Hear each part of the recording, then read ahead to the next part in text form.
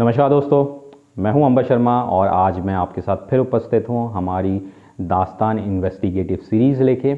और आज का जो दास्तान का एपिसोड है वो है सिर्फ यूट्यूब के लिए कि मेरी एक दास्तान में जब मैं रिसर्च कर रहा था तो क्या क्या हुआ वो मैं आपको इस एपिसोड में बताऊंगा। और साथ ही साथ क्लब हाउस पे हमारा एक ग्रुप है कहानी अनसुनी, यानी कि दास्तान कहानी अनसुनी के नाम से। इसको आप फॉलो ज़रूर करें। हफ्ते में एक बार हम सब लोग यहाँ मिलते हैं, बातें करते हैं और इन्वेस्टिगेशन के बारे में जानकारी एक दूसरे को मतलब कि आन प्रदान करते हैं। और बहुत सारे जो फैक्ट्स हैं उसके ऊपर हम चर्चा करते हैं इसी क्लब हाउस के ग्रुप में जिसका नाम है दास्तान कहानी अनसुनी। और इसका जो लिंक है, ग्रुप का जो लिंक है, वो आपको नीचे यूट्यूब के डिस्क्रिप्शन बॉक्स में मिल जाएगा।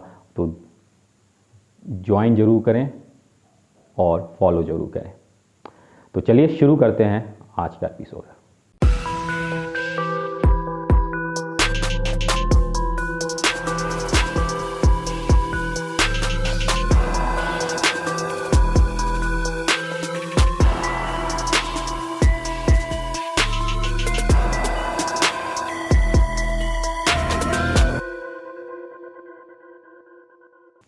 आज का एपिसोड जैसे मैंने बताया कि ये YouTube के लिए है, हमारे OTT प्लेटफॉर्म के लिए नहीं है।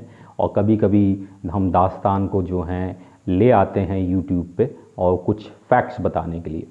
आज की जो कहानी है वो मैं बताने वाला हूँ कि जब मैं पहली बार किसी माफिया डॉन से मिला था, और वो भी इंटरनेशनल माफिया डॉन से। बात 2014 या 16 के बीच की है। मैं वियतनाम में था, क्योंकि वियतनाम में मैं इसलिए था क्योंकि बंटी पांडे वहाँ से अरेस्ट होके आया था। और मैं छोटा राजन और डी कंपनी के बीच के लिंक्स ढूंढ रहा था अपनी कहानी के लिए, और बहुत सारे फैक्ट्स ढूंढ रहा था। तो वहाँ पे जो मेरे सोर्सेस थे वियतनाम में, उन्होंने मुझे एक माफिया का नाम बताया जो लोकल का वहाँ का माफिया है। और जैसे इंडिया में माफिया जो होते हैं, जो कुछ लोग जेल में रहते हैं और जेल से निकलने के बाद जमानत पे आ जाते हैं और अपना व्यापार करते रहते हैं और टीवी पे भी आते रहते हैं, फिर बाद में इलेक्शन लड़ लेते हैं। तो इसी तरीके से वहाँ पे भी कुछ माफिया ऐसे हैं जो पहले जेल में रहे, फिर उन्होंने पॉलिटिकल चोगा पहन लिया और अपना जो है साम्राज्य चलाते रहे। इसमें से मैं एक एग्जांपल देता हूँ, साउथ का मुथप्पा राय जो क्रिमिनल था, ये सब जानते हैं, लेकिन उसने हमेशा कहा कि मैं रॉ के लिए काम करता हूँ। लेकिन अगर बैंगलोर के लोकल निवासियों से पूछा जाए तो वो कहते हैं कि मुथप्पा राय एक तरीके से लैंड माफिया है, भू माफिया है। ऐसे यूपी में बहुत सारे लोगों के नाम हुए, मुख्तार अंसारी और बहुत सारे लोगों के नाम हुए। तो ऐसे ही वियतनाम का ही एक मुझे नाम पता चला। तो मेरे जो वहाँ पे लोकल सोर्सेस थे, जो कि जनरली जर्नलिस्ट होते हैं, इन्वेस्टिगेटिव फिल्म मेकर्स होते हैं, उनके थ्रू मैं उनसे मिला। और उस व्यक्ति ने जब मेरे को सुना उसको कि मैं वियतनाम क्यों आया हूँ, तो वो बड़ा इंटरेस्टेड हुआ कि चलो तुम तो बहुत मतलब कि एक तरीके से इंडिया का सेगमेंट निकाल रहे हो। और उसने मुझे अपनी कहानी बताई कि उसने शुरुआत कैसे की। तो उस माफिया ने ये बताया कि वो आर्म्स जो है स्मगल किया करता था।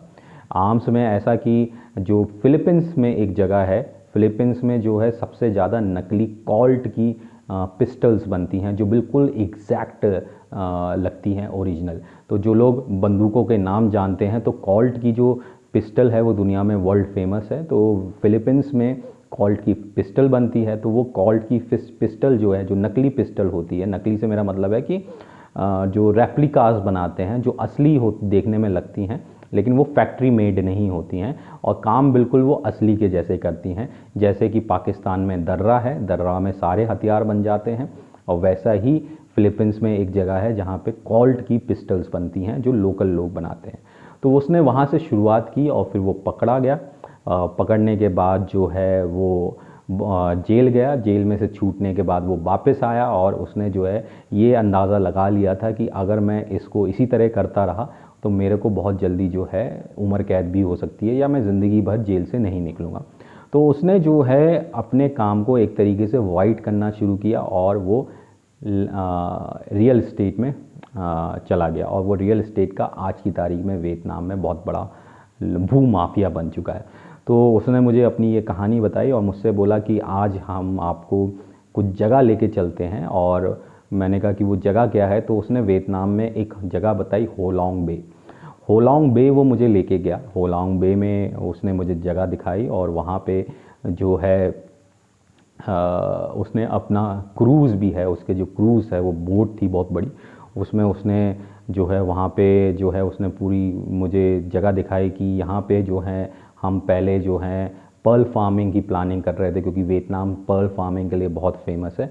तो वहाँ पे जो माफियाज़ होते हैं वो जैसे इंडिया में होते हैं उसी तरीके से हैं।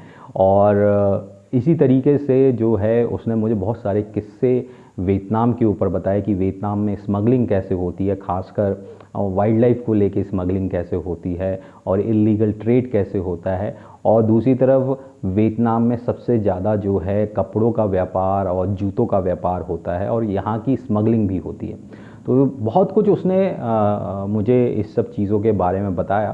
तो वो जो डिटेल्स थी वो हम एक सीरीज़ में आपको बताएंगे कि वो क्या थी। और साथ ही साथ उन्होंने मुझे जिस दिन हम एक दिन के लिए वहाँ थे और जिस दिन हमें वहाँ से निकलना था, तो उन्होंने मेरे को जो है एक रेस्टोरेंट में फ़ीस्ट देने की बात की, मतलब कि एक ग्रैंड डिनर देने की बात की। और ग्रैंड डिनर वो ये था कि आपको जो है स्नेक मीट सर्व किया जाएगा और स्नेक ब्लड के साथ, जो मेरे लिए कभी भी पॉसिबल नहीं था कि स्नेक ब्लड मैं पीऊँ और इस सांप का मीट खाऊँ।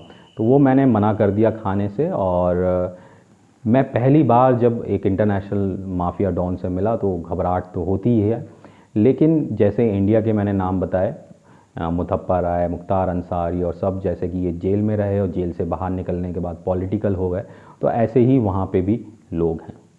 आज के लिए बस इतना ही, मिलेंगे अगले एपिसोड में बहुत जल्द। तब तक के लिए मैं आपसे लेता हूँ विराम।